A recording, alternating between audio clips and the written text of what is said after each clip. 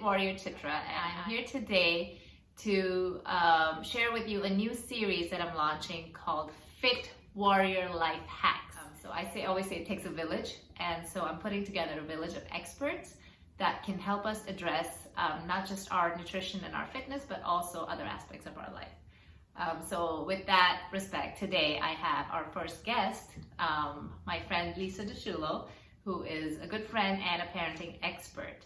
I have worked with Lisa personally when I had certain challenges with my kids, and she has taught me a lot about how to communicate with my kids and develop a better relationship.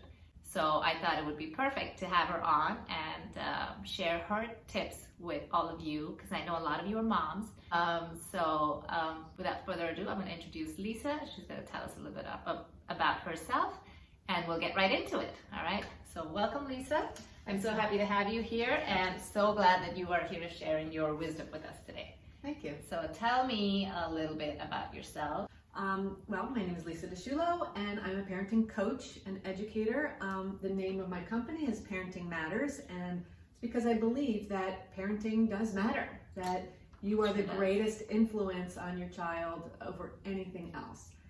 And I am a parent just like you. My kids are grown and launched and off the family payroll, and they're in their late 20s. And nice.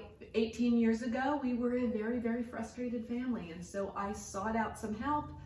It totally changed the way that we interact and communicate with each other, and it really is how we got to where we are today. So I became a coach, and I also teach classes and workshops. Nice. So tell us what your relationship is like with your kids today. So 'cause that's the ultimate goal for all of us. Right.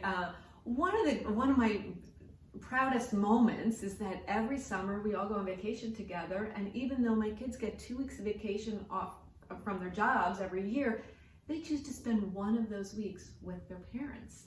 Yes.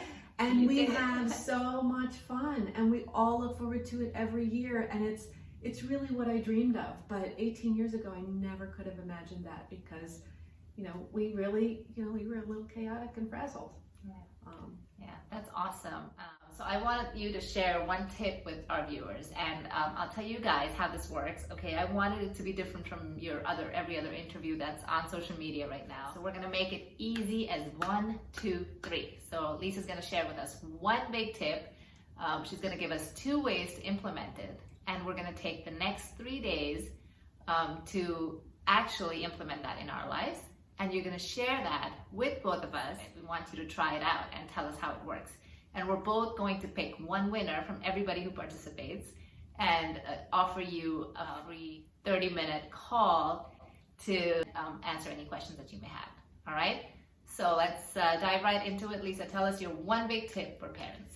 So the main thing I would say to do is to focus on your communication. So what that means is noticing how you communicate, what you're saying, how you're saying it, how the kids are responding. And the tips that I'm going to give are some tweaks to that will actually not only help you improve your communication, but overall improve the relationship. And when parents come to me, probably their biggest issues are that they're not communicating well. And so as a result, the kids are pushing back, or there's a lot of conflict, or the parents aren't feeling heard, or that their kids are cooperating. And by improving that communication and changing that communication, those other things kind of are not as big of issues. Yeah. That's true. Communication is key, right? It is key in every relationship, and sometimes we forget that as parents, and we get caught up in power struggles. So if you were to share 2 ways to implement that tip, yes, we want to communicate better, and we know that it's going to help us, but what are 2 simple ways that we can do that? Okay, so the first one is really by, rather than telling them, try asking them. So ask, don't tell. Ask, don't tell. I like that. Yeah. I mean, it's simple to remember. Yes. Not necessarily easy to do, but with some practice, you definitely get much better at it.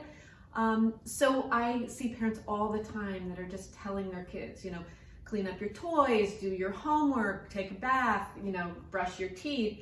And kids just get tired of being told all the time, because kind of the assumption is that they can't think for themselves.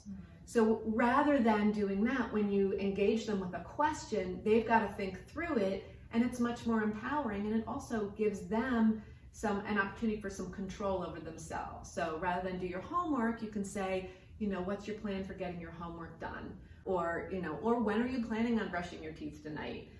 That's and awesome. yeah, so by asking them, again, you're engaging them and giving them the, little decision-making power. True. That's a great tip. I think I'm going to try that myself. What else? Another way to implement. So the second tip I would give is just simply give them some choices.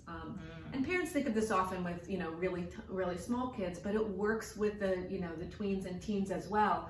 So with small kids, you might say, would you like me to put you in your car seat, or would you like to crawl up yourself? You're giving them the option.